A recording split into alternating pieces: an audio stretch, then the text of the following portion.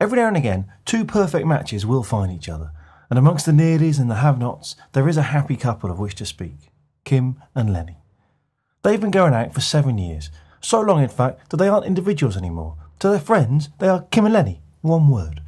They go out together and with each other in every way. They are the most perfect of couples.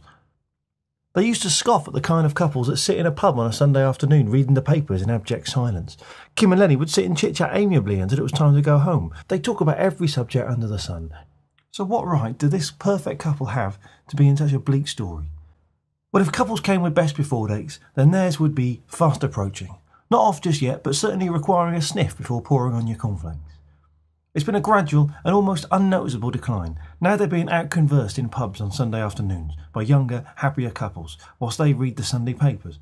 There is silence of the worst kind. Have they really run out of things to say? Lenny starts to tell her about the dream he had. She tries to pay attention, but Lenny's dream analysis is just about the most excruciatingly dull thing in the entire world. She is in an acute panic. She's looking at him with a slight repulsion. How had this happened? This is the man of her dreams. This is the man that she'll love forever. Now he's boring her rigid. And he looks so old. His face has changed. He's looking expectant. He must have asked a question. Should she gamble on a yes or a no? She just says, "What?" "Were you even listening?" he says, with enough venom to form the snowball that starts the avalanche. The glaze that covered their relationship cracked to show the mishmash of pipes and wiring precariously holding it together.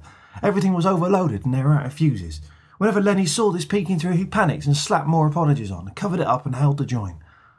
Kim saw it more like pain through morphine. She knew it was there, but take away the morphine, take away Lenny, and all that's left is the pain. Only this time the crack couldn't be plastered up. Lenny said sorry time and time again, but Kim's morphine was all gone. When one is close to death, it is said that their life flashes before their eyes. In Lenny's situation, he found his relationship flashing before his, but just the edited Saturday night highlights. All the tensions and arguments of recent months disappeared. He could remember feeding ducks. They never fed ducks, but now he remembers them feeding ducks and going on boat trips. This isn't even his relationship flashing before him. This is a cliché of a relationship, and yet it makes him want her back even more. But as Kim and Lenny became Kim and Lenny for the first time in 7 years, Lenny realised what he'd done, and that when they left this pub, it would finally be over. And as Kim walked out, he watched every move that she made, and every breath that she took, knowing that it'd be the last time he'd see them from her as his girlfriend.